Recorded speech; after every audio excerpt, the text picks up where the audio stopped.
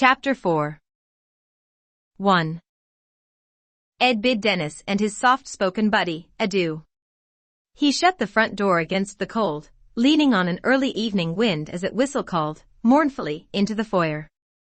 He was stoned and still hungry, despite the 2 large pizzas that had disappeared 1 slice at a time. He lost track of how many pieces he had put away, personally, during a rather competitive poker game that had haphazardly unfolded between himself and his youthful house guests. Dennis had almost beaten him. He had donned an expression of blank contemplation with the ease of a hardened professional, carefully withholding any telltale signs of hope or despair, after raising the ante for a 3rd time. Ed had eventually bested him, but it was a close call. He stalked into the kitchen, laughing to himself and shaking his head, thoughtfully. Why was it that anyone born after 1975 always had such useless preoccupation with winning meaningless arguments? The stupidest fucking things that no one would ever actually give a shit about could burst into a vitriolic debate, without warning, any time you were around one of them. He had jousted with Dennis for an entire hand of poker over something that had eventually just petered out into awkward silence, once everyone finally accepted that Ed had been right the whole time about where he had ordered his goddamn food from. It still hadn't even been 24 hours since the fucking pizza box went up in smoke, for God's sake. No one would ever call Dennis a pushover, but something about his defiance seemed odd this time. It was simple and immutable. There wasn't any of that characteristic Barrington satire or competitive spirit in it at all. His unyielding obstinance and intractability had been a little unsettling and bizarre, even for him. Dennis had clearly lost the argument, but he wouldn't let it go. He settled into a concessionary pout, flashing Ed little glances of amused contempt from behind a red and black dovetail of playing cards. There had been a couple instances of sustained eye contact, when Ed had actually been worried that things were going to come to blows. Some of that steadfast rebellion had, undoubtedly, been coded deep into the winding strands of Barrington DNA, but that didn't account for all of it. Kids just couldn't let shit go anymore. He reached above the refrigerator and fished a wandering hand into the dark depths of a small overhead cabinet. His fingers caressed cold glass. Ed nodded unconsciously and produced an oversized bottle of Jack Daniels. After pouring himself a generous dash into a Cincinnati Bengals glass that had faded into a diluted orange, he reconsidered, and then filled it with whiskey past the little football helmet that was painted at the center. He topped it off with a couple cubes of ice and a couple splashes of Coke. It burned into his lips for the first few sips, but lost its kick the lighter the glass became. A pleasant and warming calm seeped into his mood, fanning out along the fibrous highways of his nervous system. He shuffled into the living room after making himself a second drink, and plopped down into a pleather recliner that was facing the TV. The remote rested next to him on one of the end tables that flanked the chair. Ed snatched it up and pointed it out in front of himself. If he had turned just an inch to the left, instead of picking it up with the distracted grace of muscle memory, he would have caught the glimpse of a fuzzy silhouette shrouding the man that was staring into the living room through the far wall's expansive bay window.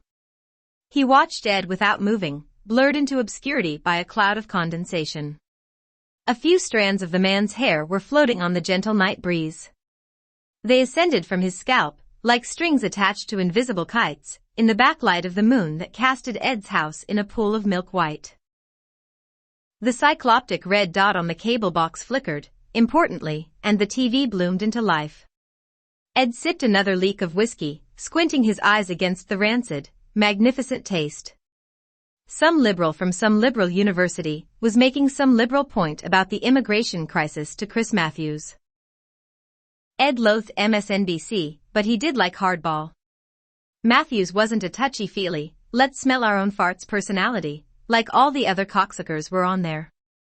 It was all a big load of self-congratulatory horseshit as far as Ed was concerned.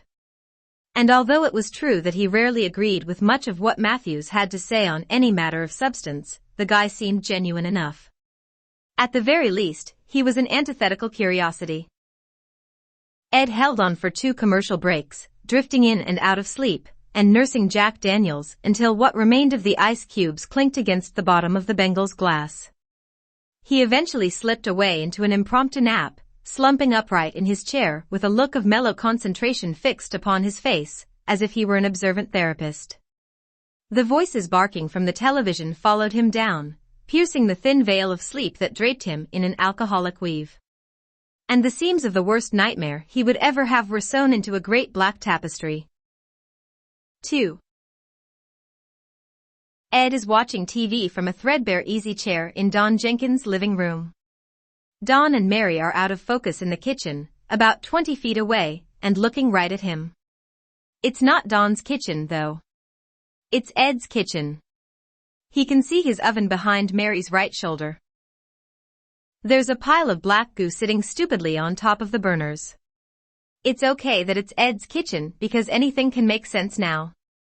Mary's already dead, but she's standing next to Don all the same, nodding and smiling each time he mentions something to her or points in Ed's direction.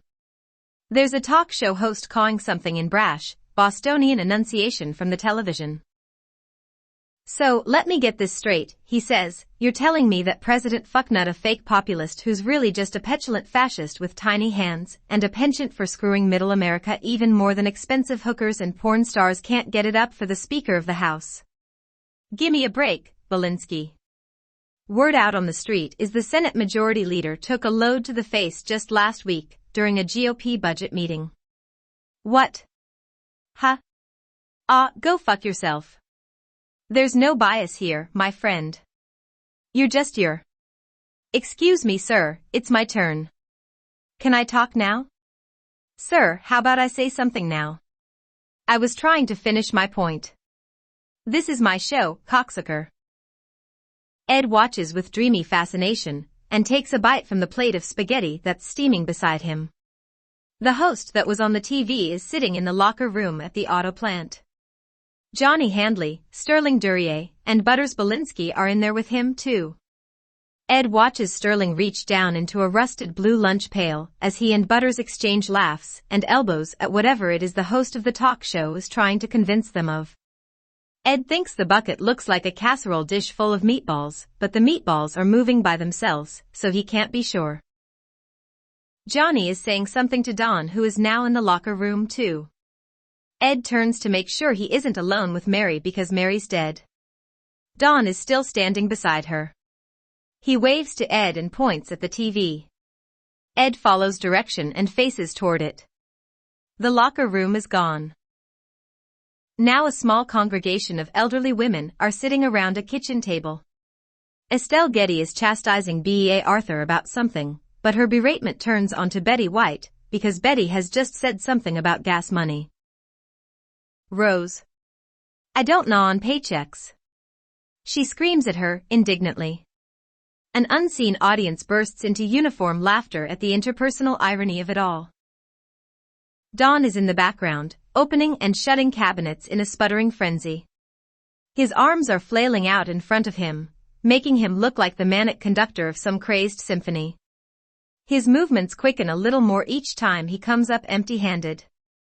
He's jittering about with supernatural agility, a few seconds or so ahead of frame, in the present time. Ed takes another bite of spaghetti and chews with vigor. His jaws are getting tired because the noodles seem too tough. It feels as though the mouthful of lukewarm pasta strands are expanding in his saliva, instead of breaking down into something he can swallow. Hey, Eddie. Don is now calling from behind him.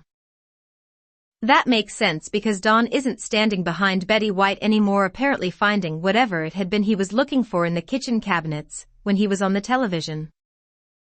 Ed turns to look at him, still chewing the same bite of food. Now it feels like silly putty against his gnashing teeth. Mary is smiling at Don and the yellow book in his hands. He's fanning the pages in that same sped-up way, faster than Ed can watch him. There's a deep red glow coming out of it. It lights his face like an obscene sunrise. I'm not kidding ya, Don is saying. I think they're still delivering, Eddie. I know how fucked that sounds, but word on the street is, they deliver up through the witching hour. Last night, when Mary and I were in the shower, we felt wind on our backs. We looked out through the curtain and there he was, standing about 20 feet across the lawn, and looking right at us. I got the double pepperoni pie with mushroom. What did you get, Eddie? Ed is trying to answer him, but now the mouthful of pasta has swelled into a slick ball against the inside of his jaws, making it hard to breathe. I got the amore fatty, he finally manages to say, but it's severely muffled. Eddie. Don calls back to him in the concerned tone of reprimand. You can't eat that shit. That's the good shit. A minute is like a drop of water. Ed looks at Mary. She's wagging her finger at him, which is now a dingy white bone draped by a strip of rotten flesh. Her face is a grinning skull with black, hollow sockets, and a low-pitched whining sound is droning from her throat. Yoo. Ed feels steel terror pin his legs to the chair. He manages to look away, but only with an agonized effort. He can't seem to turn his head fast enough to make it work right. It cranes back and forth in a clumsy lull, independent of his will. He can see the Golden Girls watching him from the TV in the mirror on the wall beside him. They're smiling ruefully, and all the pupil in their eyes is gone. B.A. Arthur waves to him with discomposed ardency. Ed can also see Don, who is back on the screen with them. He's sitting at the center of the table between Estelle Getty and Rue McClanahan, like the unholy chairman of a demonic council. Don is a corpse now, too. Ed can see the greasy muscles in his exposed cheeks working back and forth, pulling taut and loosening. But they're holding the bill. Ed tries to say through the same bite of food, which is now squirming violently against his tongue. He looks down at the plate he has been eating from. He tries to scream, but he can't. He tries to look away, but he can't do that either. A writhing tangle of fat, bruised purple earthworms are scattered on the plate. They're rolling over each other in a shimmering boil. Several of them have been cut in half next to the fork that Ed has been using to scoop them into his mouth. He twists his neck with a great effort to look back into the mirror that's hanging askew on the wall. Ed can see that he is a corpse now, too, just like poor old Mary and poor old Don. And his skull is alive with the night crawlers he has been eating. Then let's party, Eddie, Don says from the TV. His words are nearly unintelligible as they utter in broken, wet syllables from the putrid depths of his decayed throat. Let's party, Eddie. Let's party. Do you smell that? The red flood is coming. His voice climbs up into the weightless octaves of helium breath, and he smiles until his lips split away from the bone in a clean, soggy rip. The Golden Girls are staring out lifelessly from the TV. They're pointing at Ed, peering through him with listless eyes that reflect a great white abyss. Their voices carry out to him like the drowsy monotone of 1,000 school children reciting the Pledge of Allegiance. The tide is low, but we're ankle deep. He sees us all, even when he sleeps. The tide is low, but we're ankle deep. He sees us all.